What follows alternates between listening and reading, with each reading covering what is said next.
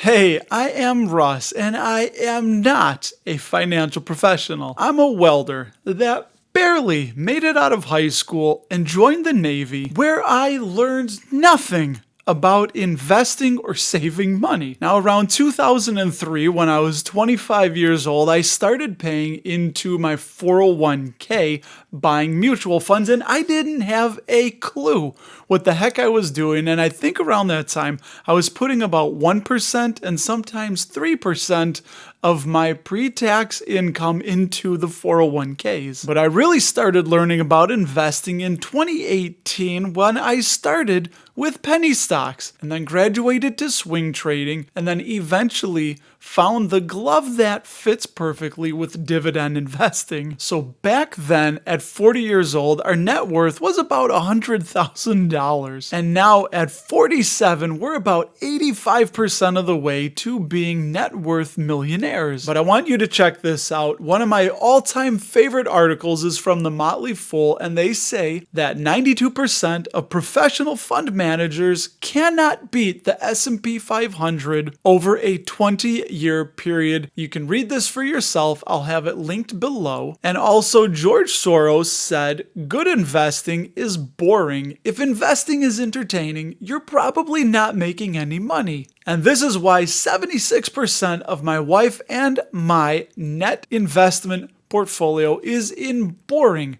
broad-based funds, but we're working toward getting that up to 85%. And index funds teach you very little about investing, but if you don't want to learn and you can still make roughly 10% annualized returns, they are a freaking godsend, my friend. But I'm a little bit of a nut that enjoys learning about investing and individual businesses, so because I have that itch, and in order to scratch it, I'm going to keep 15% of our investment net worth in individual stocks. But you can't own too many individual stocks because it's going to be really hard to keep up with them. Trust me, I know. So these are 5 things that I personally do after buying a dividend stock. First is to keep learning. Buying that stock isn't the end, but actually the beginning. You have to keep reading about the business. How's the industry? How are the competitors? What are the long-term trends? And you have a high likelihood of catching problems much earlier if you stay plugged into the pulse of the company. Second is to listen to earnings calls. Now, companies report earnings in the United States every 90 days. And I love to listen in, and I get automatic notifications when these happen on the free Quarter app, which will be linked below. And when you listen, management usually has prepared remarks, but you learn a great deal about the company when it gets to the analyst question and answer part. Because you listen to management's tone and things like, are they making excuses?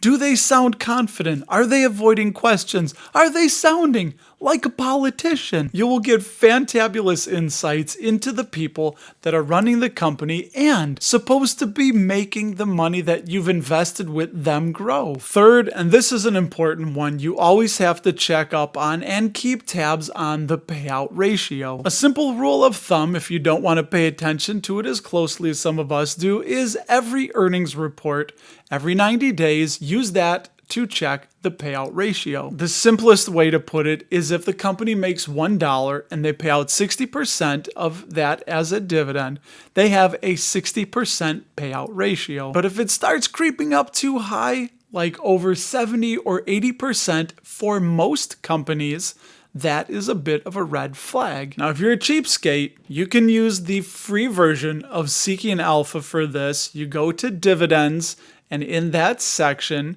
you can find the payout ratios most recently.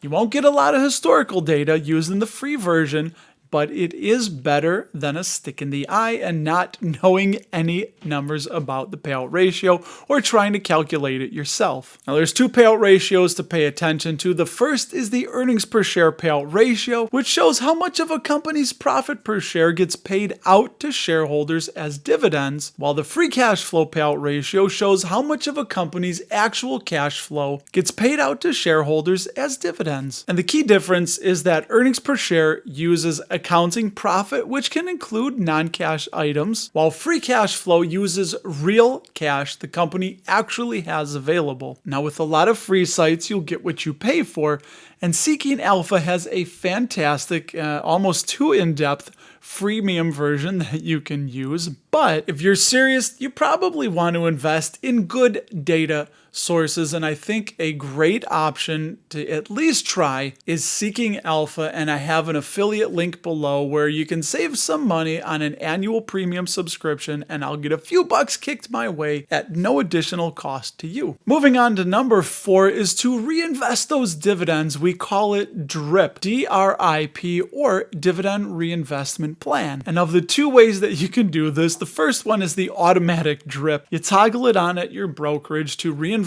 dividends. Whatever you get in dividends, that will automatically be reinvested into that stock or ETF. And the great thing about that is it will force you to buy more of the company. You won't have to think about it.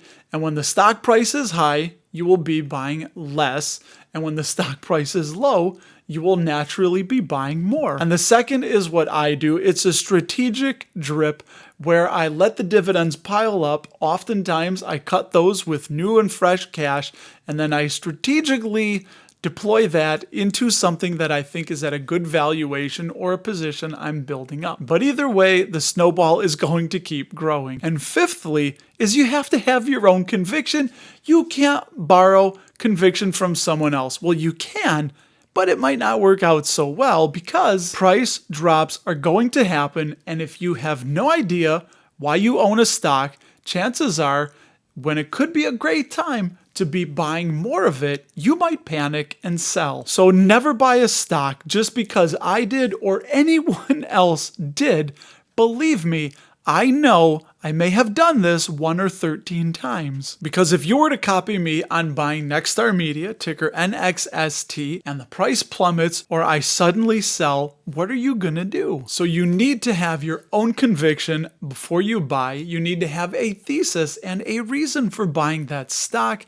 And that's also going to help you understand that if that thesis breaks apart or breaks down, then you're going to have a good reason to think about selling or to know that if it is still intact, it would be a fantastic time to buy more of that stock or ETF. And also having that written down really does help, something you can reference in times of emotional distress or panic when the market or a stock is melting down.